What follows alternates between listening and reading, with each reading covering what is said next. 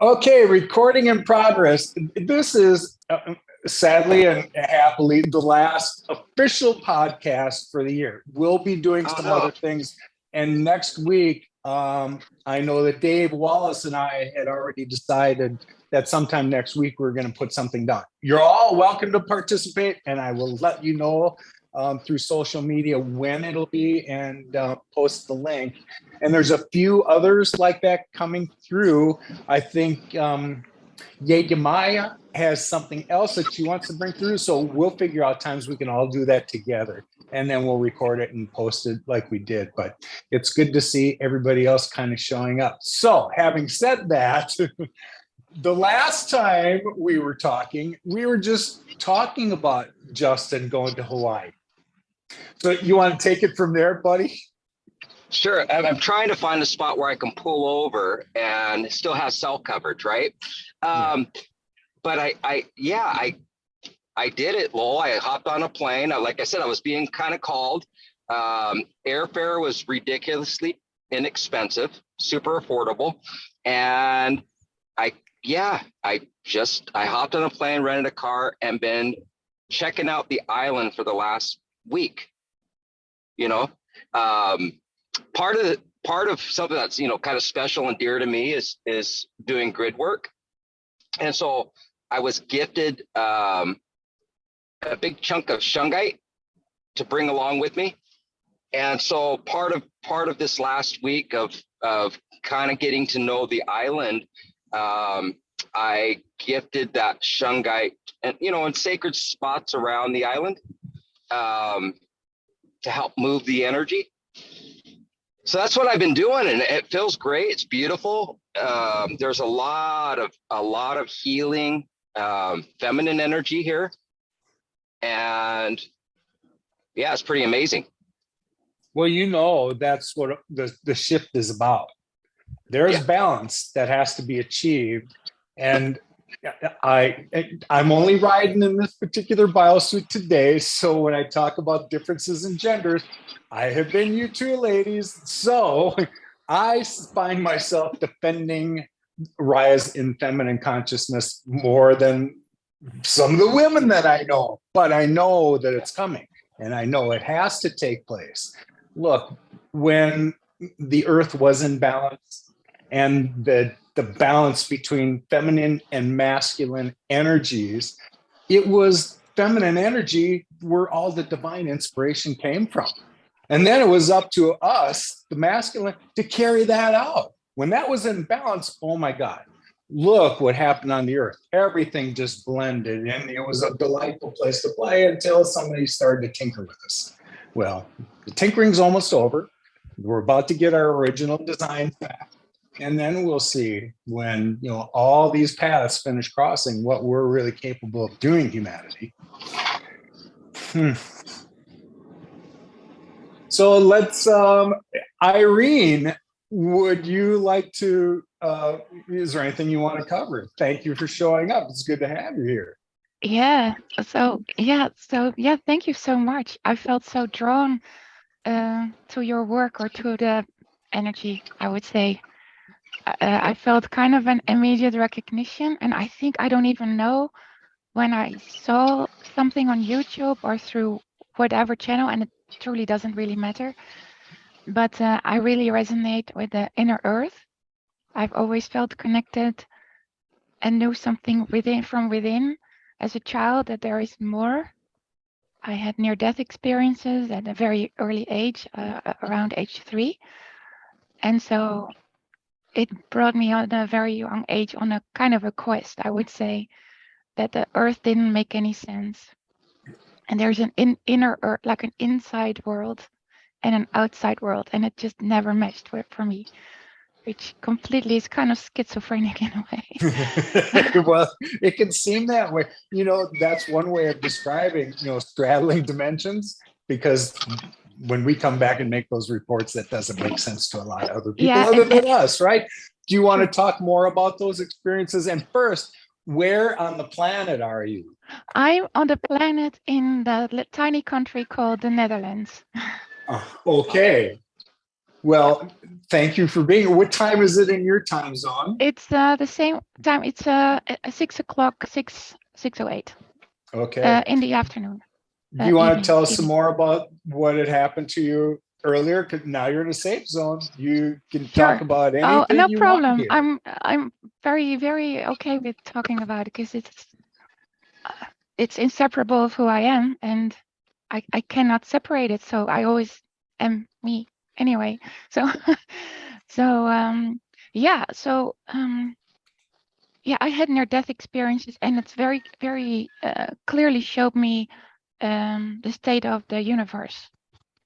And to not go into too much detail, like there definitely was light and there was a darkness.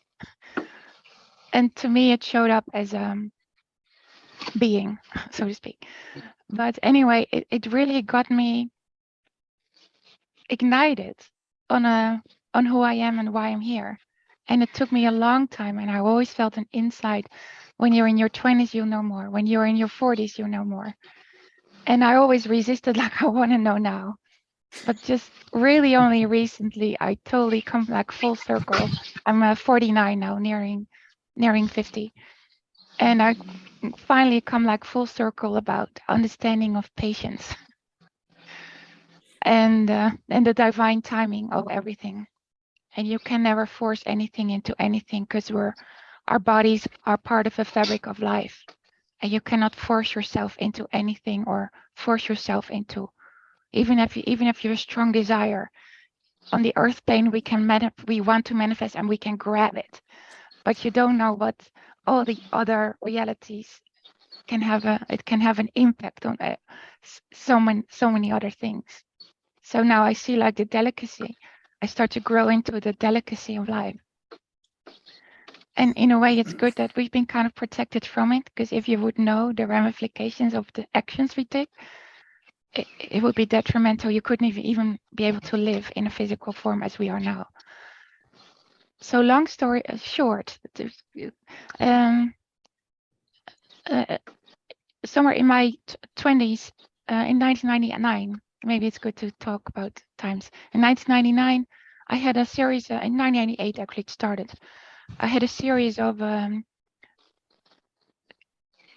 events or like a flow happening that I somehow went into a course, and it was about Pleiadian light work. And the lady was who taught this was Amora Kuan Yin, and she's from Mount Shasta. And one of the teachers was going to teach in the Netherlands. And very quickly, he started calling me. And there was a coincidence that a couple of weeks before, I decided with a group of people to go to the Wesak Festival in California. And I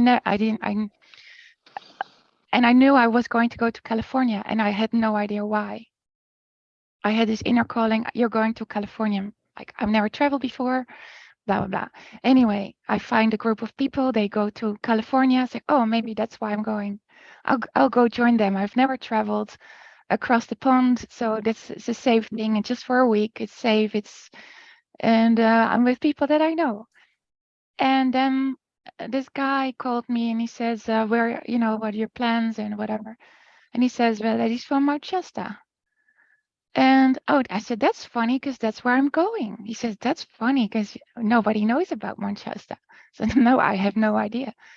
And he says, are you only going to stay for a week? And I said, yeah. He says, no, you're not supposed to stay here for a week. You should at least stay here for a couple of months. I said, well, I have no idea. I don't know anybody. He said, well, you can come live with me.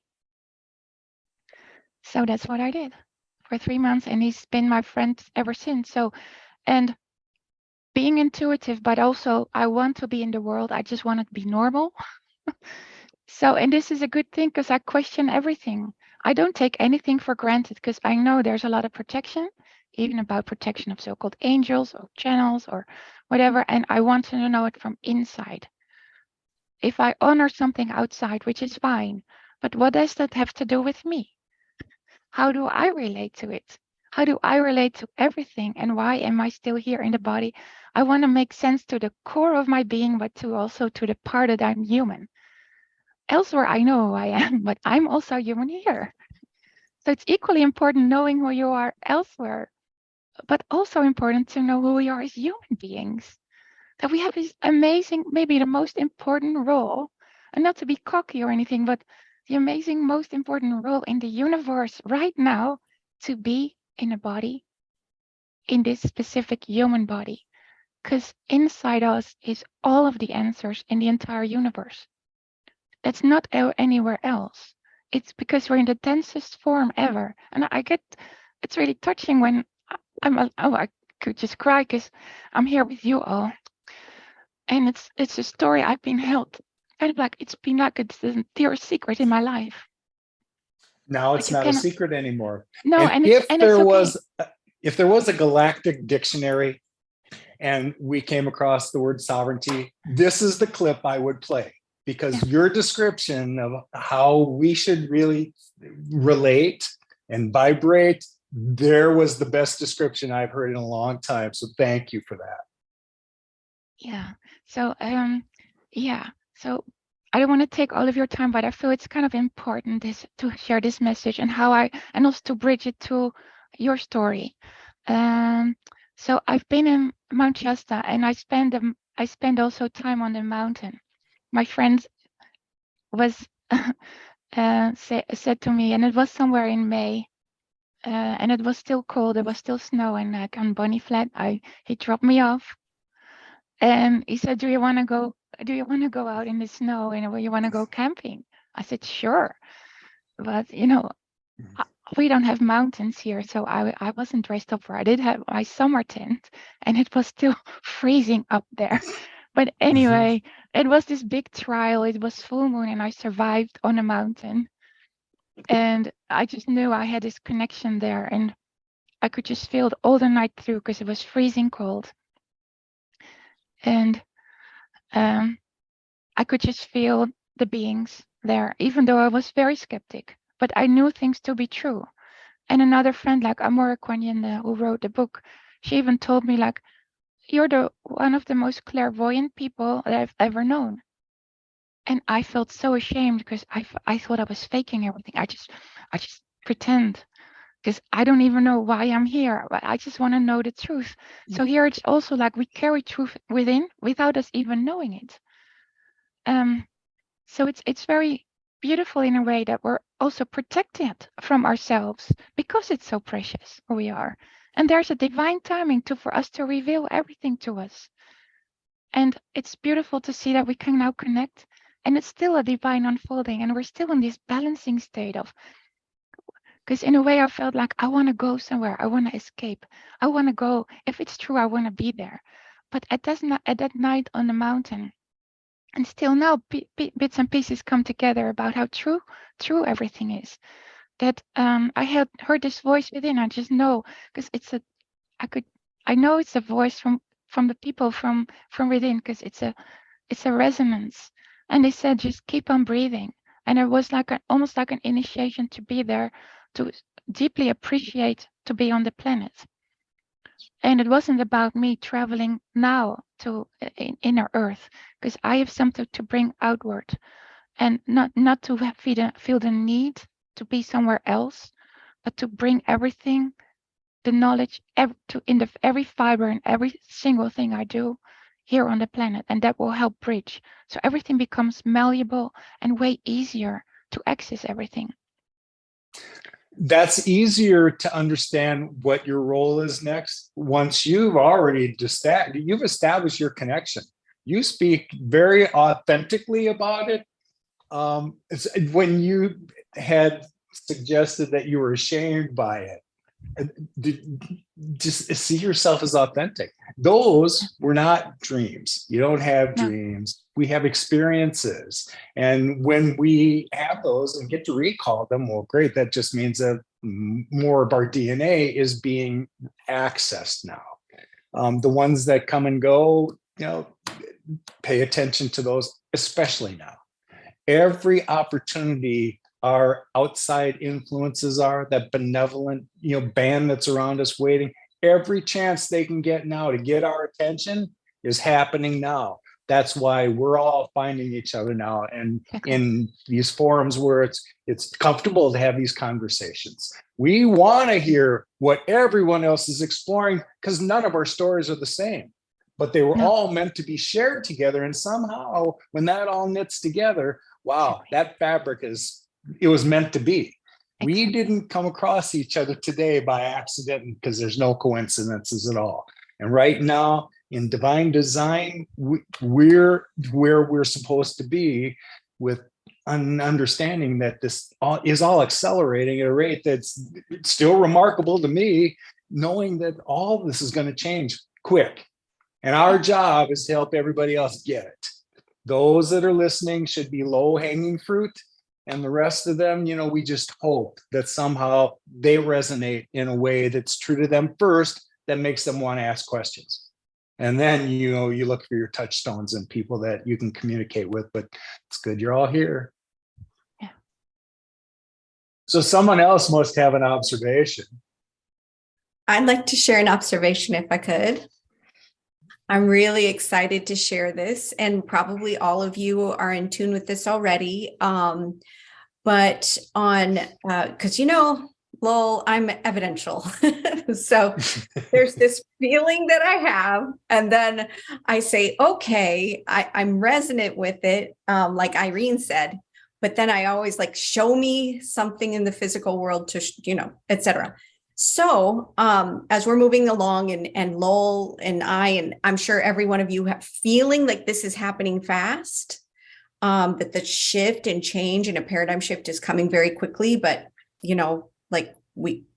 how, when, whatever. But they just announced, who is it? The Secretary of Energy for the United States announced that they have been able to produce nuclear fusion in the laboratory, which is the next step to carbon-free energy, which is free energy. And that is another one of the people that I know said that that's the first step in being free of carbon energy and free energy. That's the first step in moving into that next level cosmos as a people. So that happened just on the 13th. They said that this is probably the biggest discovery or development in the 21st century. It was nuclear fusion, correct? Nuclear fusion. Yep. What do they call it? Ignition fusion. It's the first time they've been able to develop in a laboratory. And then also I was watching a excerpt on Gaia, where scientists have discovered how spacecraft move at speeds faster than the speed of light. They've discovered how, and they said, well, once we got the idea around it, it's not that hard. It's pretty easy, they said. So we moved into that level of consciousness in those two areas of free energy transport, like you don't use fuel, it's not propulsion, free energy transport, and then free energy use for human needs. Those two things quantum leap us into that next realm, to where I feel it would be an easier transition for people, beings from inner earth to come in. And then of course the galactic command also to come in, because our consciousness have caught up with that level of technology. So yeah, I'm excited to announce that. Good. Thanks you. Next. And that goes hand in hand, Paula, with quantum healing. There's been a lot of breakthroughs in the quantum healing aspect as well, that I think is all being disclosed at the same time. With the free energy, they talk about like med technology and whatnot, but a lot of it is quantum healing. So I think you're going to start seeing a lot of breakthroughs, and it's what they've suppressed, information that's been suppressed for many, many years. But yeah, it's going to be, it's like Pandora's box is already opened. Yeah, and you can't not, they've been this is public not acknowledgement, not, of course, this has been developed many, many years ago, but public acknowledgement, right? Like this has been forever. Like they've been suppressing it from the public, and now they're pressured. I feel pressured to bring it forward publicly because, you know, you can't hold it back anymore. You just can't. It's time to release it to the public now. I think that they believe that this is part and parcel of disclosure. But as you've said, Paula, if we are hearing about it now, they've known it for a long, long time. Oh, here's yeah. my perspective, and here's what I want to offer. These are all things meant for human understanding and comprehension. And the idea of nuclear fission in the next realm, we don't use nuclear power and we don't manipulate energy that way. There's pure light energy that we get to understand how to do. It's beyond our comprehension levels right now, but it's the same reason why I hear about med beds. We don't have carbon bodies in the next realm. So we don't need bed beds. I can tell you how many healing chambers I saw in Telos. 0. No one in crystalline form, it gets illness, disease. Guys, let me connect the dots for you and make this all logical and reason is something we create inside of ourselves because this body is susceptible to that. Your light form, we don't deal with any of those things. That's a different kind of physical form at all. So the idea that med beds are coming to save us, well, maybe they figured out a way to do that when we were in this form, but we're not going to be here much longer. And where we're going, the idea of med beds is a ridiculous idea that we wouldn't spend any of our energy on because none of us get ill. We don't talk ourselves into getting sick anymore. And the idea that carbon bodies break down, that's where I had trouble, making those ideas reason. Did I think that the idea of med beds was exciting when I first heard about it and they could heal everybody? That's great. But wait a minute, that precludes the idea that I already understand we heal ourselves from the inside out. And I am evidence of that, if anybody. I don't know how in the world the universe just kind of manipulated me into the form I am right now. But for a guy my age, I am not the norm for sure. I love this conversation. I did want to add, kind of tagging onto what you're saying, Lowell, about, we are turning into more crystalline, but I think there's such a huge gap between where a lot of people are and where we are, for example, in our group, in our community, right? So, there's the EES systems, which is, I guess, a type of med bed, but it's scalar energy. So those beds have been popping up everywhere. And I got an opportunity to try one in Sedona when I went. So I think for me, yes, I agree with you, but I also feel that there's a huge amount of people that could utilize it that are not in the awareness that they have the ability to cure or help their own diseases or other things, right? They just don't, it's all external. So for them, these beds are going to be tremendous. And the fact that they're affordable, that they're popping up in different places, they're getting donated. Like I'm part of a Telegram group where all they're doing in different cities are trying to put together these centers for people who really need them. Like they're obviously in an advanced stage of need. So there's something for them. So I do think that we still need to keep in mind that even though we're kind of on a different path of ascension, for me, I always believe that everyone's coming together. So let's help everyone kind of raise their frequency and vibration. And to me, these technologies, what they're doing is adding light into the body so that it can remove more of those sort of darker energies. And that's what we need. And so sometimes if people can't do the work on their own, please use this because it's going to help you to raise. Yeah, if those trigger a change in your ethereal energy and your ability to understand vibration, then I see all kinds of benefits to that. Because if something from the outside can assist us in our comprehension of what's going on, if somehow we awaken to vibratory nature and feeling it instead of what we sense by just our 5 senses, now you're going to be on the right track. And something within you will trigger now once that wakes up. And plus, I mean, even if for like $50 a session, it's a placebo for someone. Just the fact that you think that you can get healed if you go in there, your mind and body will do the rest. So I'm all for some of these other things. And yes, eventually we won't need them, but I think it's such a beautiful thing to be able to release and not have it be blocked as in like, oh my God, we don't want this technology, because then less people wouldn't want pharma, less people wouldn't want, medical facilities. So I'm really excited about that piece in addition to what all of you are sharing. So for me, I'm always kind of looking at the bridging the gap between where some of us are and where some of other people are. It's like, how do we kind of bridge that gap? So I agree.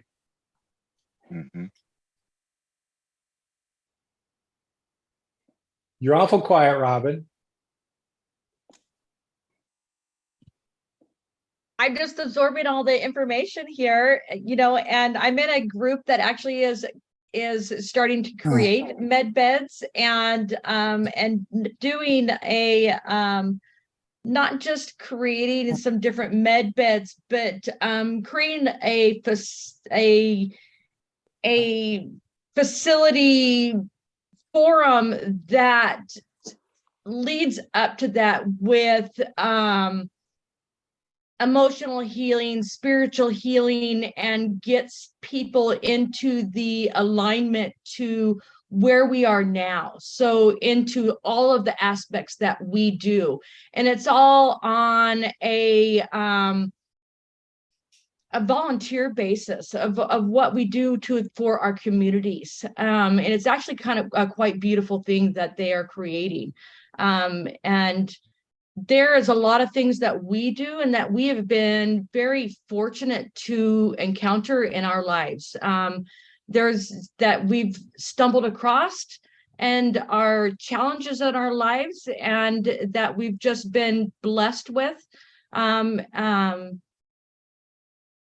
say by accident, because a lot of us, like Irene, with your near-death experience, when you were 3, I myself, I've had several, starting at 3 myself, and had many injuries, and had many surgeries, and we end up through those challenges having very profound experiences that bring us about to spirit. And some people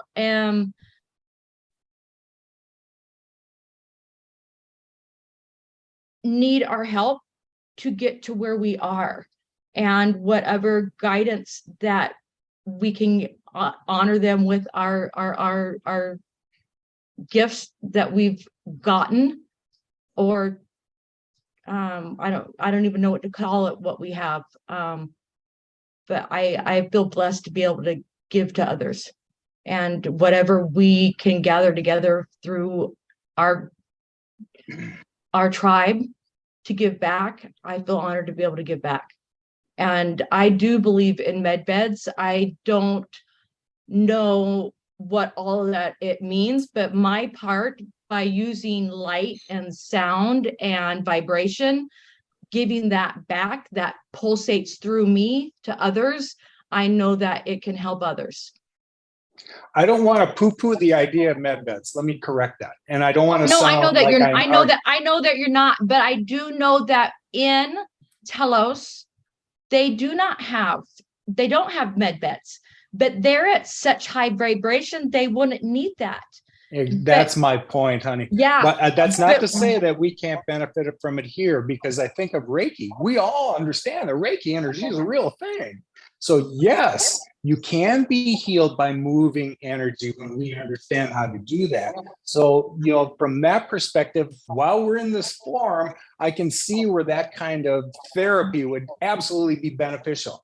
Here's why I don't pay much attention to med beds. Because guys, I have in my head a timeline when we're going to shift.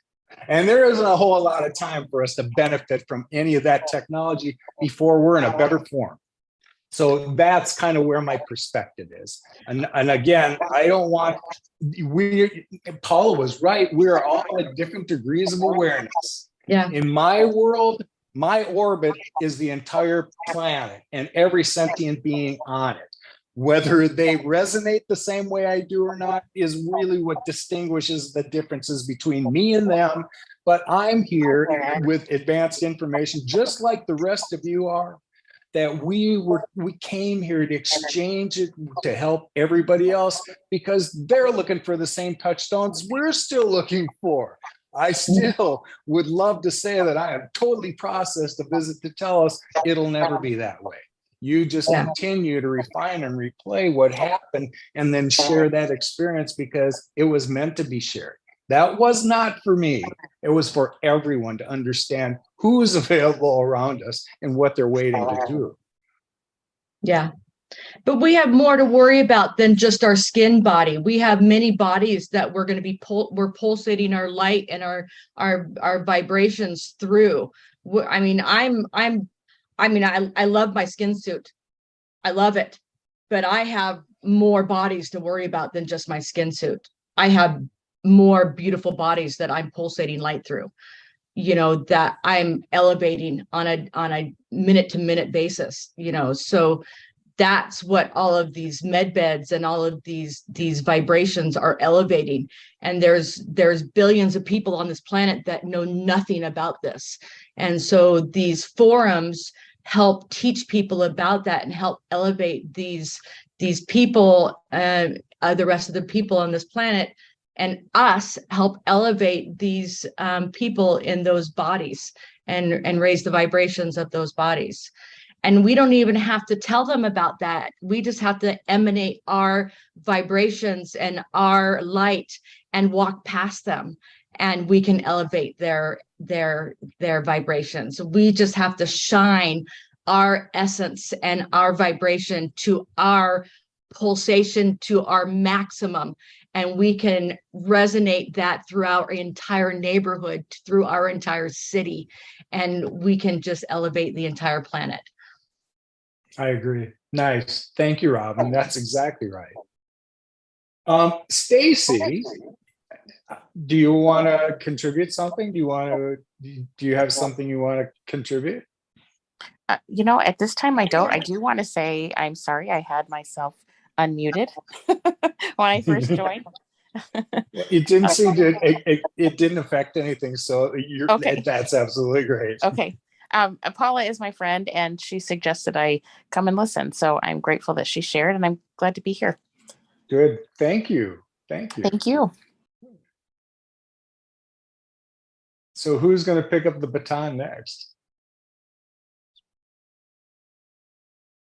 We're going to cover some more of the Golden Taya. That's where we're going to do a session that's dedicated to that. But it's hard to unpack that here. There's just too many rabbit holes for us to cover. And it had been suggested the last time we were on, Michaela said, well, I'd really like to talk about that. I think that's going to have to be sessions that are dedicated to just that, as opposed to, you know, what we're trying to do on a podcast today. And with the amount of time that remains, maybe about an hour, we'll just scratch the surface. Right. I really want to give it the proper due, because that resonates with me so much that I want to make sure that we do that justice and that everybody comes away with their answers properly answered. Because when we begin to, and I keep flip-flopping back on how quickly I think this needs to be made available to everybody.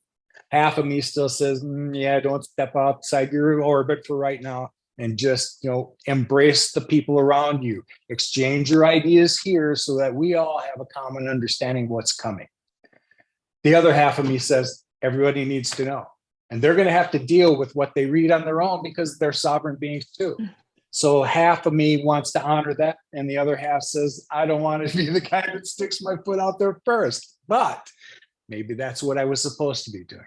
So in answer to it, Justin, very soon, probably next week sometime, we'll have a session, and I'll broadcast it so you all know when it's going to be and try and be convenient.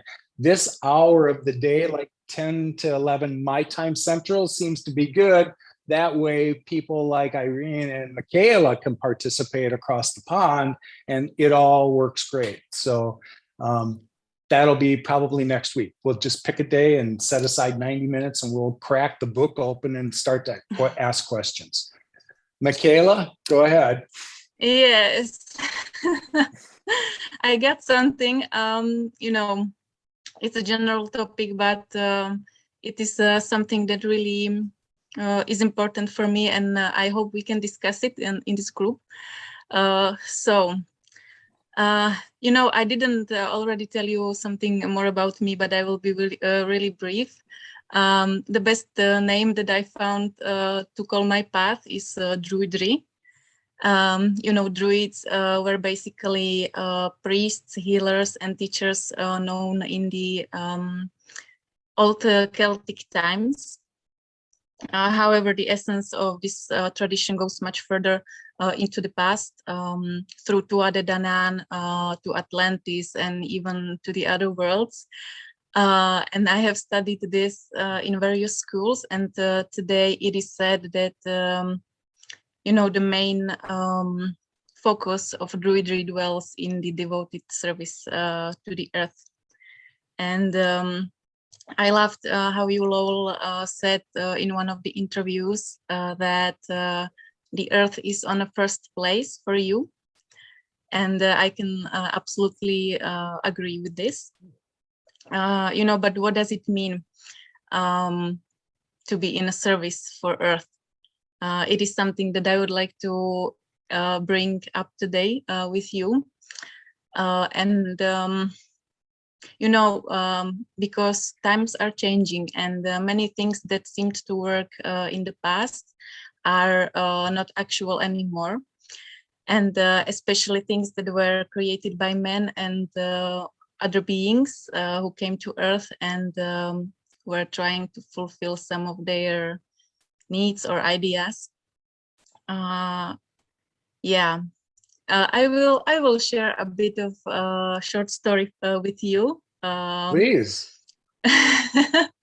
Yes, I think it will illustrate very well what I mean. One of my druidic adventures. I was that day I was high in our mountains in Slovakia by a beautiful giant rock, and it was years ago. And at the time, I was learning how to communicate with natural beings. And in this rock, there was one of them. I called him Gnome King because he was great. And gnomes, they are natural beings of the earth element. And they are often very straightforward and even hard sometimes, but I can understand it and I kind of like it. So we began to talk, and that's another whole story. I will not go into that now. But in the end, when I was going to finish and say goodbye, I said something like, may you and this place rise in harmony and power for the whole area of Slovakia, or something like that. It was really some years ago. I laugh on it now. But then, suddenly he replied telepathically. He said, I don't care about any Slovakia. And I got surprised, and I asked, what do you mean? And he said, we do not care about any political divisions created by men. We respect the natural units within the land, the areas that are defined naturally, not by men. And that blew my mind. Yes, because he was right. And at the time, I started to discern these layers of reality. And because, sadly, Druidry, even in the ancient times, was often intermingled with politics. And also in some schools that I studied, it was not as divided as it could be. So this changed my whole perspective. And I was exploring it further because it is not only about politics. It is about any, literally any governing, ideological, or energetic structures created by men and other beings that were fulfilling here some of their agendas, more or less noble, but who really considered what is actually good for Earth as a being, you know. Yeah, so my point is that even some of the so-called sacred teachings could be, let's say, artificial. You know, to be honest, I was diving into these things for more than 15 years. You know, back then in my teenage years, I didn't hang out in the evenings in the clubs, but I was sitting with these books, Hermetic and others, and they were causing me some serious headaches, but it was exciting, you know, to learn that secret language and to have that feeling that I'm getting somewhere. Nevertheless, I changed all this as I was going further on my path, and I became more pragmatic. Yeah, and lately I entirely bet on the inner qualities, you know, simplicity, purity, and love, and not much about the complicated teachings and methods and things like that, and open-mindedness, you know, because I feel it is very important to go far beyond those concepts that and that cultural conditioning that we have, because it is not the language of the Earth.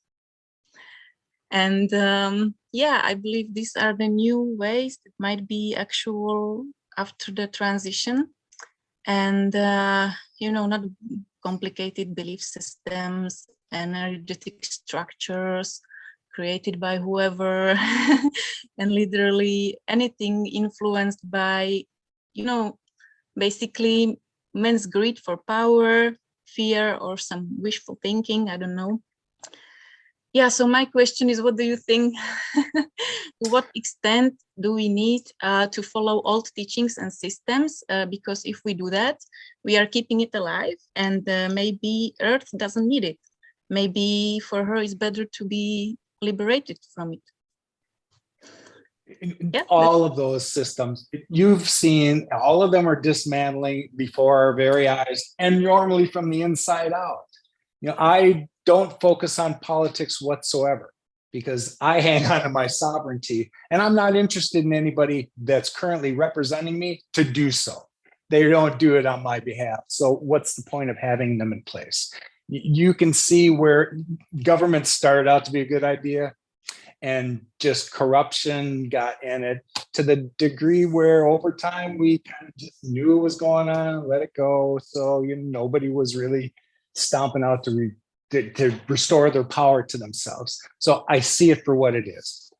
Last summer, when my interactions with Thoth became more evident to me, that is when that declaration I made about I'm here for the planet first.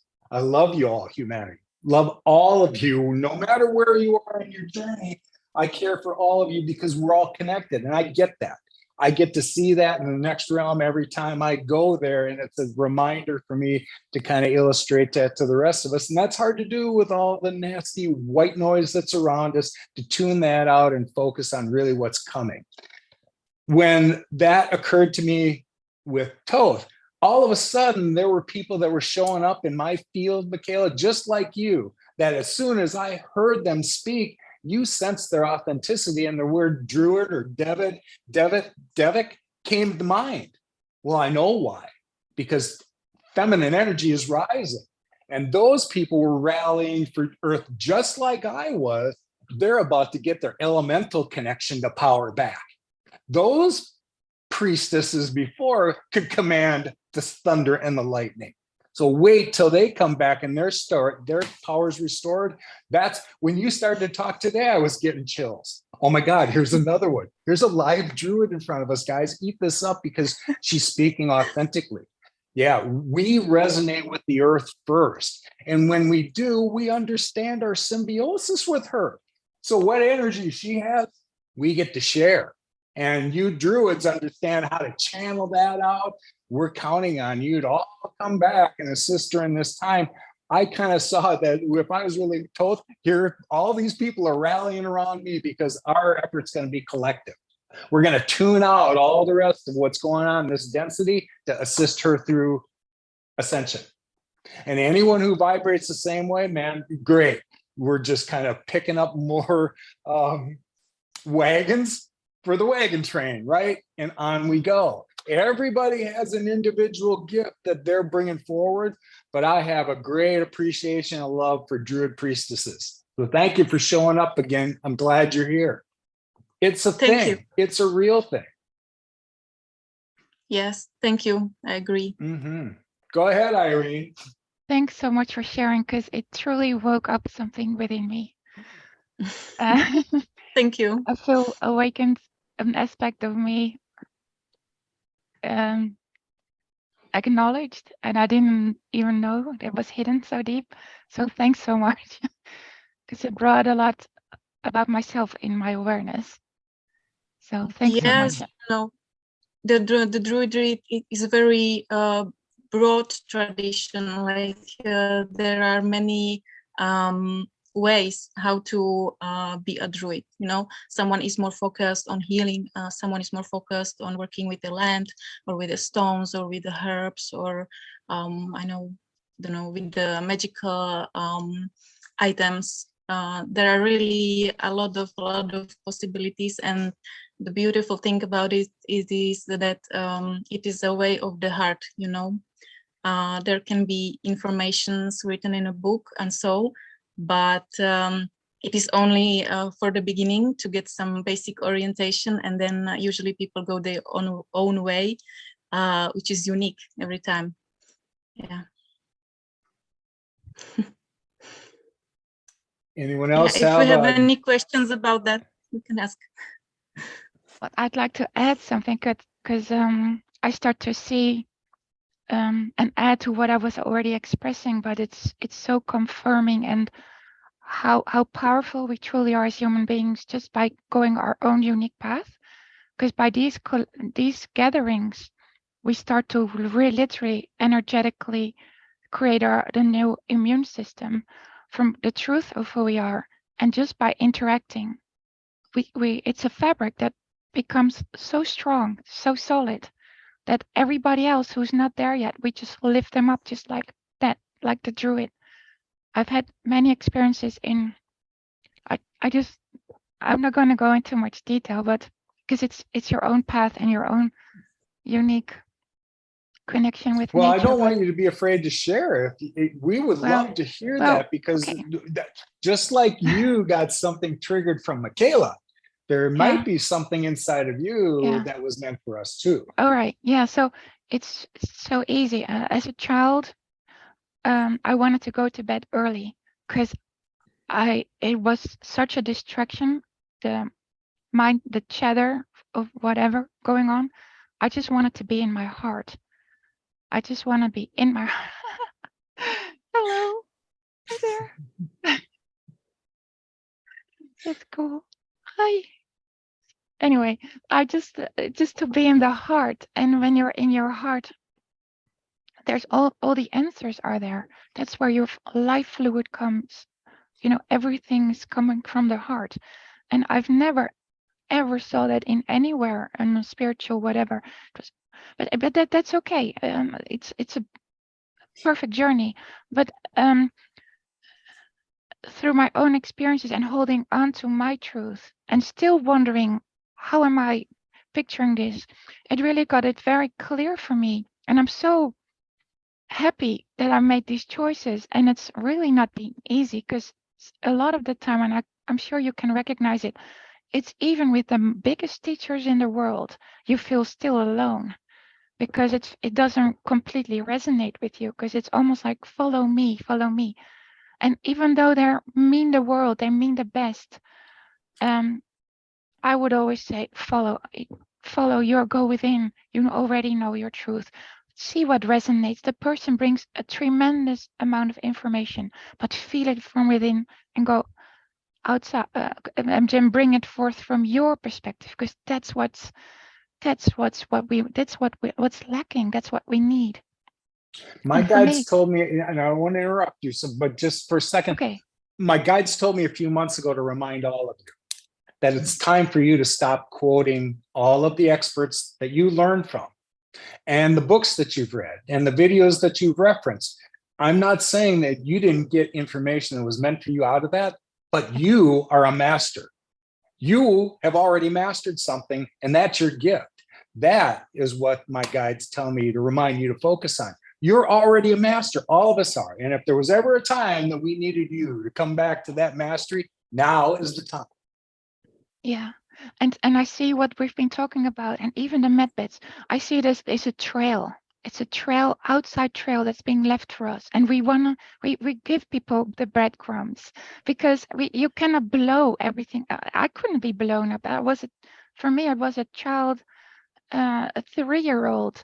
It's excruciatingly painful to come back from the light and seeing the unfoldment of the universe when you're in kindergarten. So I would look at a flower, because I wanted connection. I felt it was my energy is like everything is closed up, and I was looking for my connection. So I looked at the flower. It was a marigold, I remember. And I just looked at the flower, and through the flower, because it was an opening, and through the flower, I'm out in the universe, because we need a connection. Through the flower, I had access to the universe, because I was coming through from my heart. Where's the heart connection? It came from the little flower, the tiny flower, as a 4-year-old, and and I was just wondering, what am I doing here? What is everything of life about? And I just see that whole entire universe expanding. And it was talking to me like there's an in-breath and an out-breath. And everything, we're at the verge of like the in-breath, and everything is being created new. With your breath, in-breath and out-breath. When you're you're breathing something new. And everything comes with it. And it's not going to be the same. It's not going to be the same. Whatever was, it's never going to be the same. And in every fiber of my body, I just knew it to be true. And then there is the journey of correlating it with your outside world. But that is the journey. And going back to the Druid part, for me, with having that, because I want to communicate. I communicate with the volcanoes. I communicate with the mountains, the birds. And it's not always as present, mind you, because we're in this thing together. But I'm very well aware that we have the capability, and we're part of shifting the planet. It's not happening just like that. We have unique purposes because of us being born, walking the planet. We make the changes. I know friends of mine, they live on the fault lines. They live there specifically because they help they help with the balancing of the earth, so we don't get Armageddons, whatever. That's way past. That's just like a whatever. That's not. So I have experiences when a person says, "Oh, there's going to be this storm," and I said, "Really? These big tornadoes, they're going to hit blah blah." And I'm like, "Really? Doesn't make sense to me." And I just connect with, I connect with it, and it's not. You'll know what resonates with you authentically. And Yeah. listening to you, you have been around this and connected at a much deeper level than I do. And I consider myself pretty well connected. I'd love to hear when you were young and you had connected to the universe before that in such a pure and undisturbed way that nobody had an opportunity to condition you in another way. You just expressed what you got to experience. There's where we're all trying to get back to. Yeah, and it's been a frustrating road and of depression and and this is the crazy part, having so low self-esteem. Well, Welcome to 3D. yeah, and at the same time, it's for me, it's also bringing humility. You know, it brings the love for people, and without, you know, to not, I could be so intolerant for people, and it's been my journey to understand, and then you need patience. I'm human too. I have this configuration. I make mistakes, whatever, even though you don't want to. But don't do any self-blame anymore. Even that it's also part of the crazy game. It's also part of the process of not speeding up so quickly. Things are speeding up quickly on the energetic level. That's what I wanted to share. I can see that it's almost like this huge implosion, like this. But we're all in this together. We're not going to get burned. You know, we're not going to get destroyed by it. That there's this tenderness of like this divine mother, this divine feminine. That's this tenderness that holds every single cell, holds it, so everything can just unfold in its own perfect timing. And med beds and art and everything that we're with our human minds are still thinking to reach out from where we are at, from the human. It knows that's we need to do something. It's not that we're like, you know, we are part of, we are free to create with what comes from within, and at the same time we are in this place that is also okay, like let's keep on creating to the best of our ability now. And also be okay if, oh my gosh, there's another wave coming. It's like, doesn't even make sense anymore, because that's where we're at. It's going so quickly. And when we just enjoy the ride and not to hold on to too much about what it needs to be about, even though we still want to make, make a living or create something to help each other. But when you allow yourself to be malleable, and even like med beds, I mean, it can be like a big monumental thing.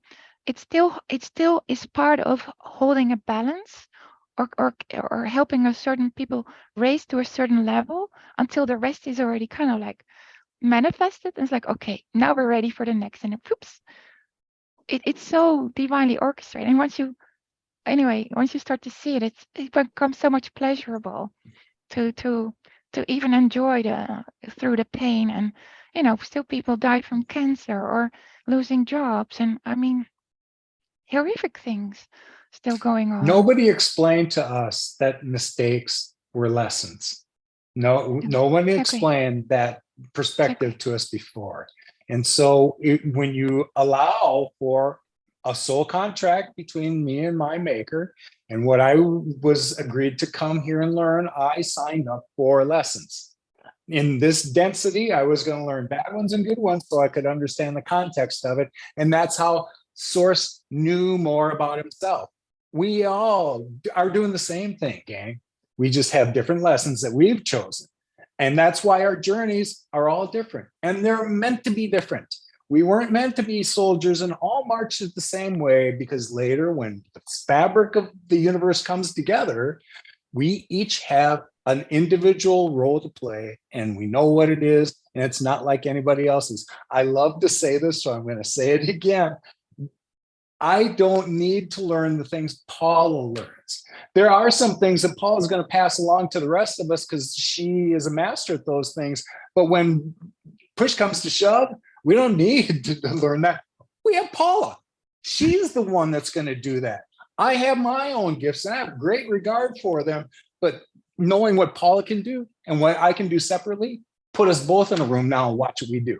Take all 8 of us in this room with our individual gifts and our understanding of how to use it, and watch what we can do. Here's where I'm very excited for humanity. We're about to go into a next level of awareness with unmanipulated DNA.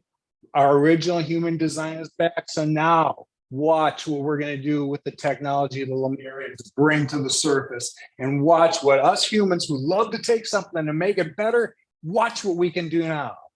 That's what everybody is watching, this experiment.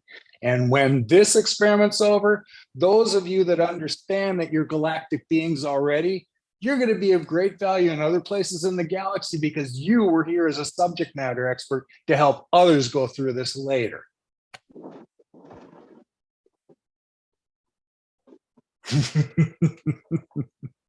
Well, that's the end of my sermon. Somebody else can take the pulpit for a while.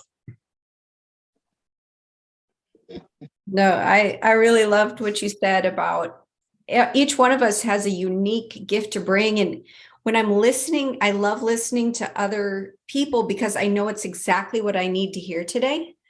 I need to understand Michaela. I need to understand Irene. I need to understand Justin and Vineeta, as well as Robin and Stacy. I need to hear all of it because their unique experiences can just add to my uniqueness. But that doesn't mean I change my focus and goal. Like you said, Lowell, I loved hearing about the Druids. I've never heard of the Druids and the priestesses of that. I need to hear that because that makes me connect it to my situation. I know for me, I've experienced past lives. I've always been interested in humanity's development. Okay, where are you now? And where are you now? And where are you now? Because I know where you are now from a consciousness collective perspective. I know that the next step and kind of when that's going to happen. And so as I'm hearing this, I also know that the people that are on this extreme end, more of where we are, we have actually allowed the collective to open their consciousness to believe not just in, being able to take a craft and fly it at speeds faster than the speed of light. Not only believe it, but that we can do it. Once we kind of got around the believing it, then the idea of how to do it got easy. It was easy. Well, I'm sorry. I don't think that would have been an opportunity had you not all been pulling people up in that direction from an invisible perspective. Like you have to have those people that hold that space and don't listen to the masses. You can't listen to the masses. They'll pull you back, right? You hold that space so that opening can be brought up, so that frequency can be bled into the masses. And so I think, it's difficult. I'm sure many of you have probably experienced I was quite shy and low self-esteem growing up. I spent a lot of time alone. I don't know if you guys can resonate with that and you preferred to be alone, that has had huge benefit on society and humanity as a whole, because you've been able to hold that space and listen to that internal voice and push out that mass voice, which can really suck the life out of you. So I don't think we have anything but to congratulate those people on the edge that it helps everybody, right? I mean, I'm really excited about this concept, like, oh no, we can do this ourselves. We've seen it and now we can do it. And then like with the energy portion of it, like the energy secretary, now, they're going to be pretty dense. They're dense with their knowledge or what they convey to us, right? They said, we figured out how to harness the energy of the stars. So they're actually putting together the concept of energy from the stars, and we are connected to it.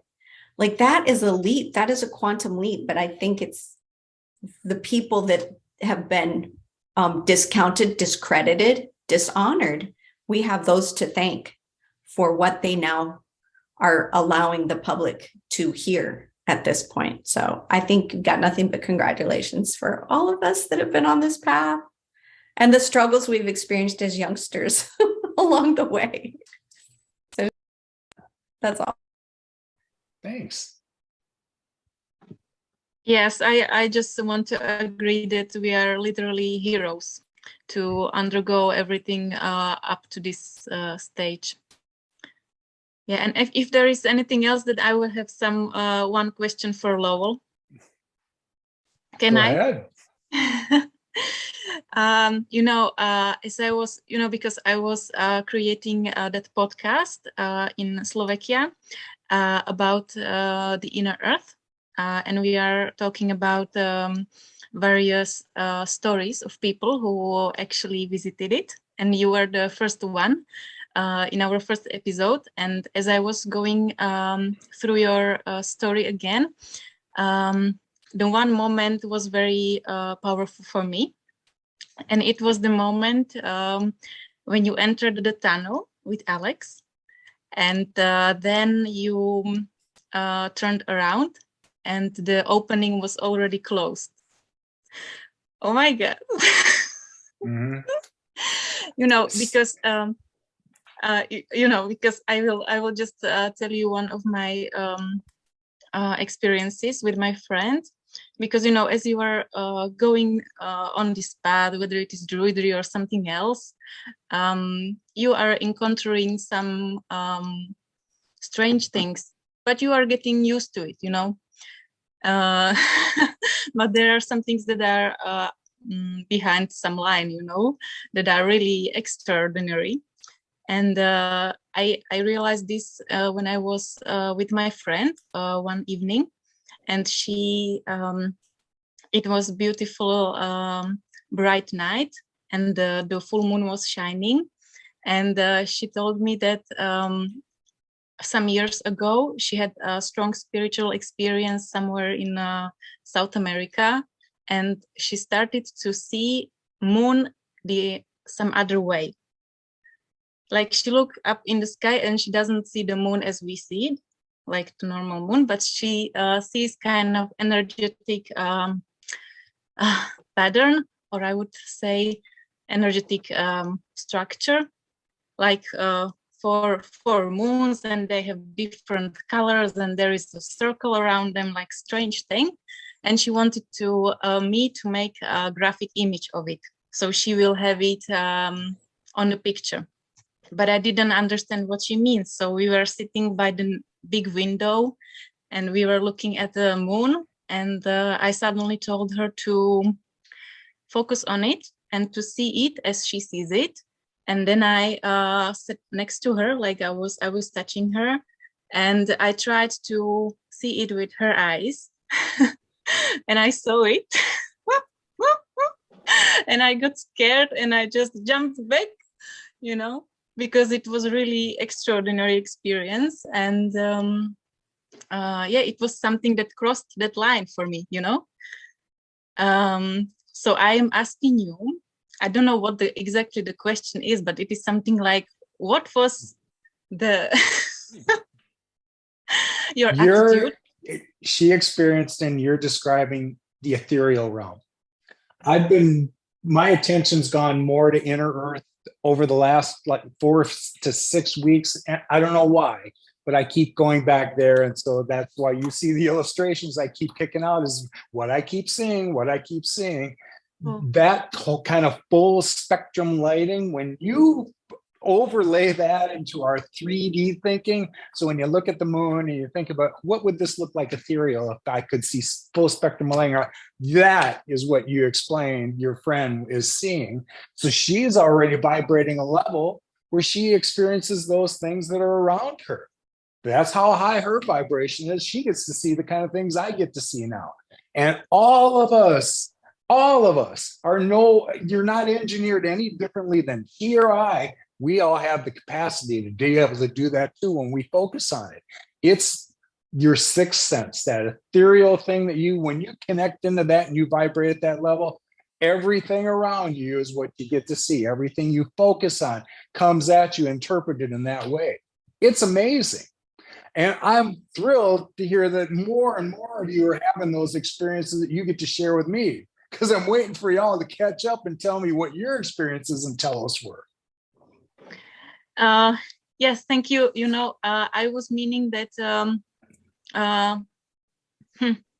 maybe if you can give some guidance on how to overcome that fear of stepping into really something bizarre, when the opening got closed behind you, what kind of feeling it was? You must been really trusting Alex and all the situation, maybe you already was in some kind of different state of mind when you were entering the tunnel and everything was just flowing its way, you know what I mean?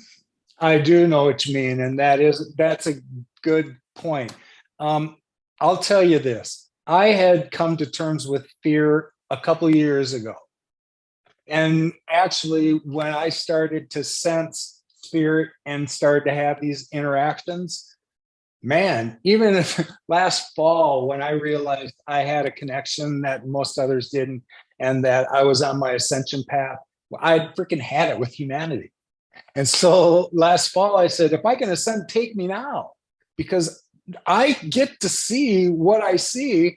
And as Irene was describing, it's like painful to come back into this density when you've experienced that realm. You just don't want to do it anymore. And when I had that thought, of course, my guide said, that was not the deal you made. You asked us to restore some of your higher abilities right now so that you would assist others in their ascension process. So suck it up, Buttercup. This is what you asked us for, and you're here. You chose to be here, Lowell, for the ascension. You already knew years ago that when the shift was going to occur, it was going to be within your lifetime. And you came for that very specific purpose. So now that I have that in mind, I have no fear of going, man, take me tomorrow, because I know when I die, I don't die. My soul is going on to the next thing. And I know what I've chosen. It's New Earth. So that's what's next for me. In the meantime, it's not that I don't think life is precious. I just look at it differently now. I know that I'm not done when this particular carbon body is done with its last breath. My soul moves on to the next thing. So having that mentality, I am curious about many things I have never seen before, because now that I've been shown some of the incredible things, I want to see what's next. And the universe does not settle for the things you ask for. It wants to blow you away.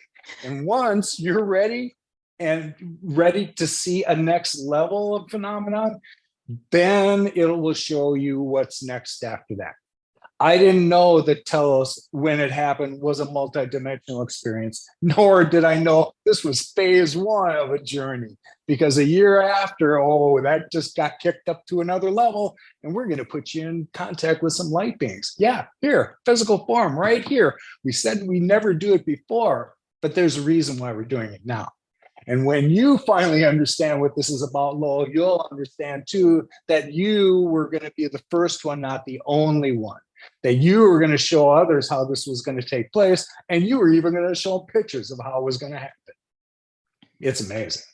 So when I went there, I didn't have any fear of anything. It was so loving and beautiful. The entire experience, there was no room for me to be afraid of anything. And when you got to see that kind of full spectrum crystal environment, you just want to go back there.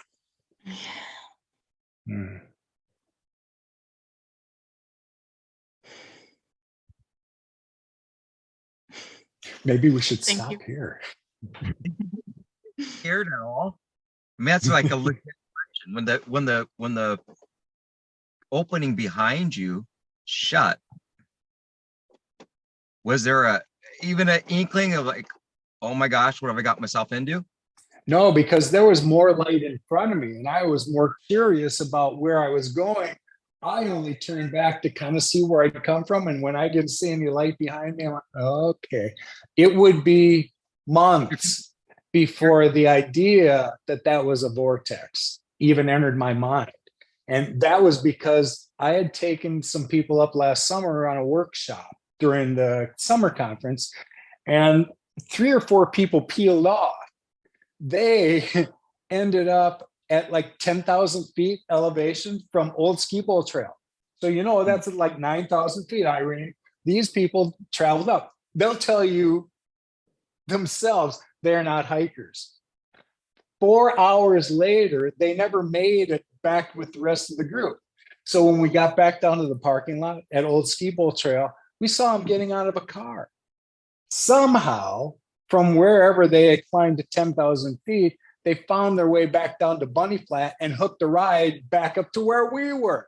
There was no time and the amount of distance they would have had to cover for them to do it then.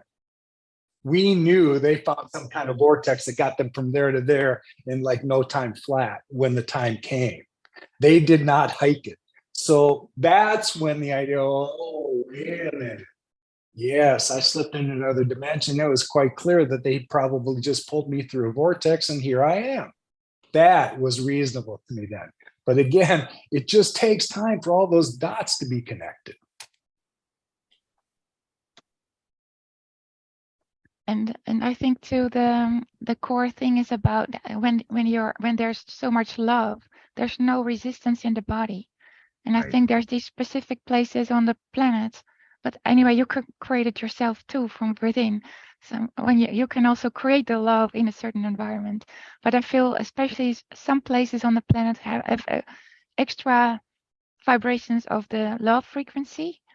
So it doesn't even come in to feel afraid, like, oh, now we're gonna be locked in forever. It's not in the brain. The brain doesn't go there. It's free from fear. That's a good point.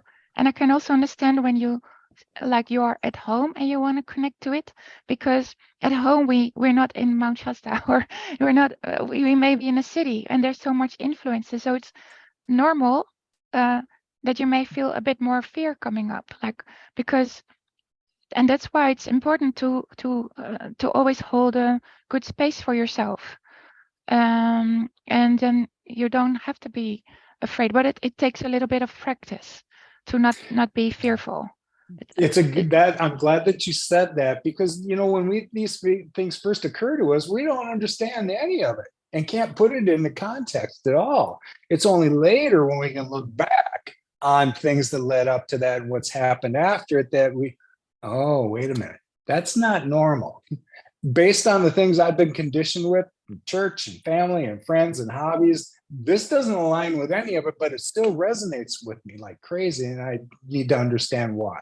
Well, when we live beyond our five senses, and here is where our memories are being restored to us. And I underscore again, we're not learning anything new.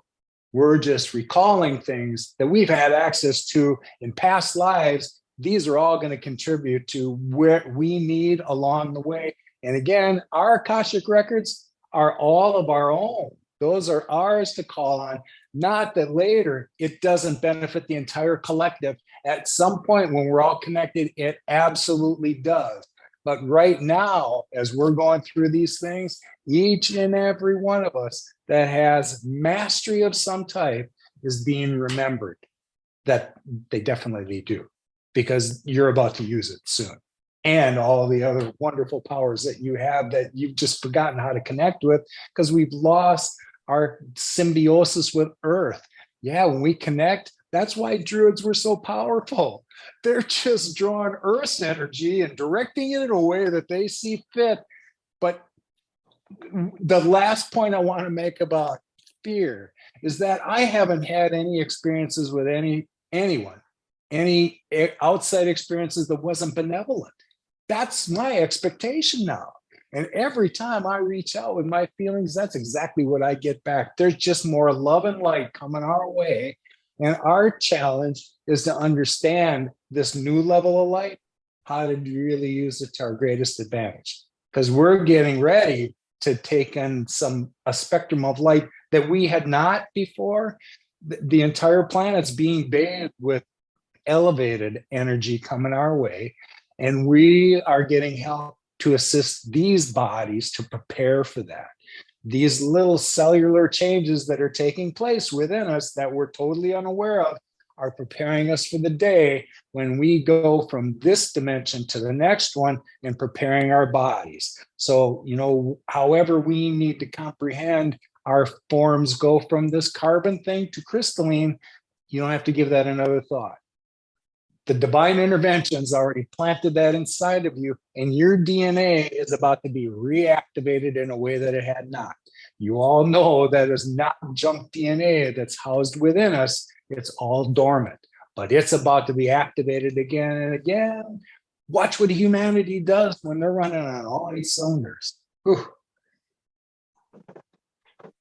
And the fear has been like a barrier to protect you. But when you know, like, I'm ready to move further, because the protection is like, I'm moving further to a new, I'm ready to move on, then it's like really set your intention, I'm ready to experience the deeper truth of me. And then even though there's still fear, I still have sometimes fear, big, deep cellular fear inside me coming up. But it's almost like an initiation to dare to go beyond it, to surrender to it, because I feel everything from the universe. So I identify it with it as me, but then because I identify it with as me, I can also transmute it. So it can be challenging, but then again, I guess I'm wired that way. And for me, to give one example, as a 3-year-old, I was really sad, and at some moment when I went in my heart space, I guess my beings from elsewhere figured out, like, I'm way too sad. I shouldn't be sad as a child. You should be not too serious. And I was extremely serious because I wanted to do it right. I didn't want to think the wrong thoughts or whatever, because I knew I was powerful. But then again, that's undoable when you're here on the planet. But anyway, then at some moment, because on the outside I saw something about dragons, it helped me to, like, hey, there's a dragon. In my dream, a dragon showed up and he says, look me in the eyes. And I was scared to death. This big dragon with this big eye, he says, look me in the eyes. And it was so powerful. I just had to surrender my fear. I just had to surrender. And sometimes there's nothing, what if I die? But the soul is, you cannot truly die. So it's kind of an initiation. And I was drawn in, and I was held in the womb of a dragon. And he said, just to feel less afraid, it said, you can bring your friend with you. So my little friend from kindergarten came to join me. And then I was overcoming my fear. Sometimes you have to pull through, but at the same time, you're still in the rain. If it doesn't feel right, you're not here to, you're not to be tricked. You're never here to be tricked.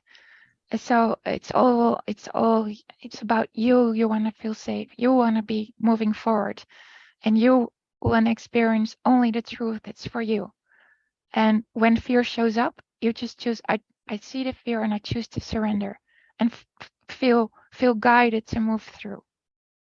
That's maybe still that will takes help. some courage, though, to just push through things that you don't understand and you're inherently feared, because that's how we were conditioned. That's how we've been, kind of handled all this time. And now we're waking up to, restoring back to our sovereignty. And then making our contributions. Exactly. And to me, it felt like you're kind of like, it's almost like life and death for the ration, for the logic. But actually, truly what happens is the logic dies. It's burned. So it's really extremely courageous, and it's not stupid. But it's kind of like, it's this life force within you that you cannot do otherwise than just, there's no other way than to move through this. Well, you're still responding to what's in this density. And this is about duality.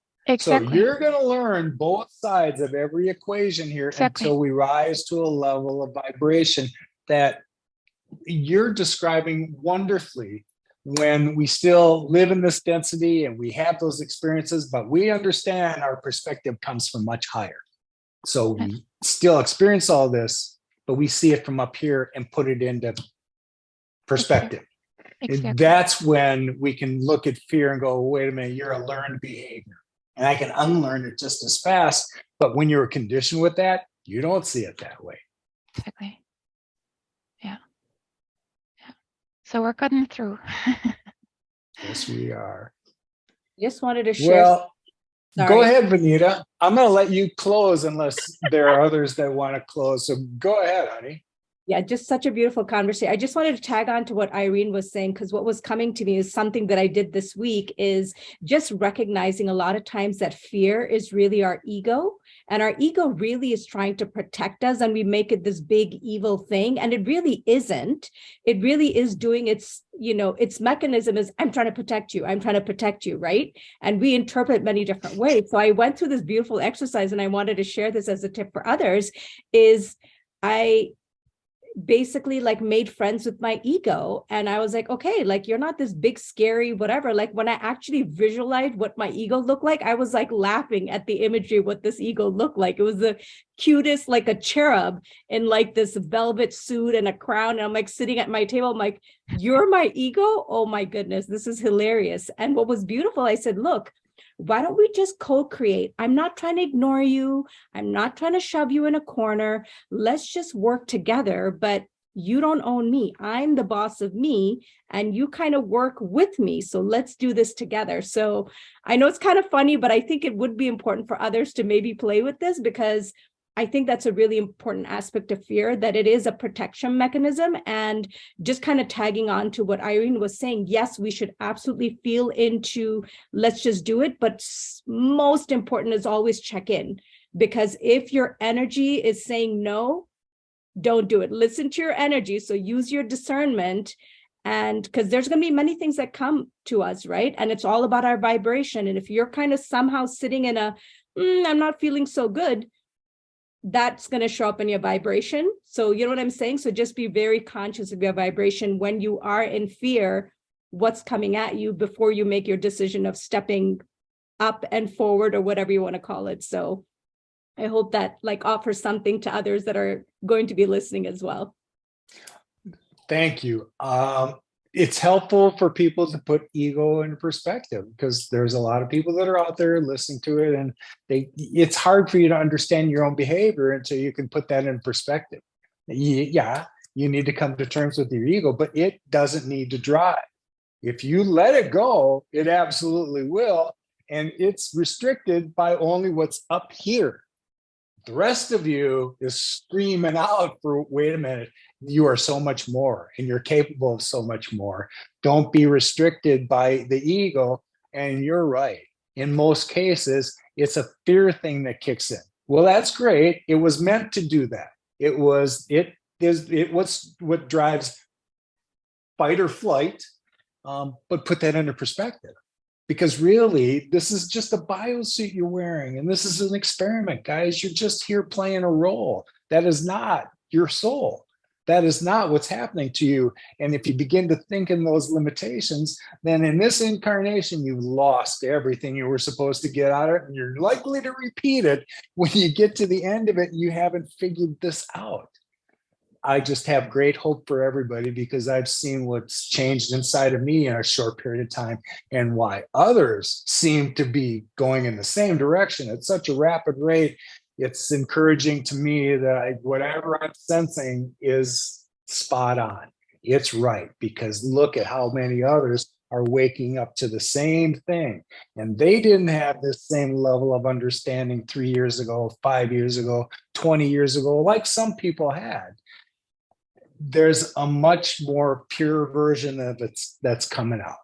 And when I get to listen, there's a distinction between the people that have lived this spiritual life over the last decades and what they've been teaching, and where their egos many times got in the way and the message got muddled. That's not what I get out of the people that are showing up today. They're all authentic, and their hearts are open already. They just don't quite understand what it's open for, or where do I go? Here's where they're showing up, and it's great. These are all loving souls. Goodness gracious, thanks God that you're all here. Now we just have to continue to vibrate in the same way, and you'll be an example. Not that we ever set ourselves up to be that. Your light's different, and people now notice that. That's what they're going to pay attention to. So that's all the universe is asking you to do. And light workers, that's all your job has ever been, to just come here and anchor your light. And the rest of it will take care of itself. In the meantime, you got some lessons to learn that you're going to contribute to the rest of us. Do well. But man, I am glad that whatever came along to trigger me to see all the rest of what I was missing, I'm happy that it came along. And it gives me great delight when I get to hear stories all over again of people like Irene that they had these experiences when they're young and didn't really know what to do with it, but now they do, and they can speak intelligently about it and effectively. And this is what other people need to hear. Not that I didn't love every other podcast I've done, but this is my favorite one so far, because we just had people that came, got to say what they were here for. The rest of us had kind of been together for a while and we know each other's commonalities, but I love the path and the people that are here on it. I love to vibrate like this as opposed to listening to things that are going to drop my vibration. And that's why when this gets out and other people get to listen to it, I know at the end of the podcast, their vibration was risen and something triggered them, just like something triggered the rest of us while we were all here. Thank you for all showing up. So anybody have anything else they want to offer before we finish? Yes. All right, go ahead. So everything, and then the beautiful thing is every podcast before was helping to build it up for us to be here and to be present. So here you see every single person's expression at every single moment is equally valuable. Thank you for saying so. I know my awareness expanded during the times that I did these, and I can tell we've had conversations, Vineeta, especially where we began a place and it just expanded and we all grew from it. There wasn't any difference of opinion here. We all were comparing notes, and here we got to use our own discernment and come to the conclusions. But the bottom line is we're all in the same place. Oh, yes. We just have different levels of mastery that now we're realizing, and that's what we're supposed to share.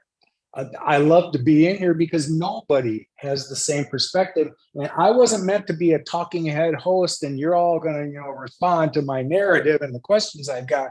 This was meant to be a free flow. That's when it's the most effective because the things that are coming out of us are all authentic. We didn't rehearse any of this, did we? Didn't have an assignment. You're told what we were going to talk about today. And look what happens when we're done. Man, there was some knowledge that came out for all of us, things that we were totally unaware of, but certainly resonate with us. So my job's been done. My obligation's been met.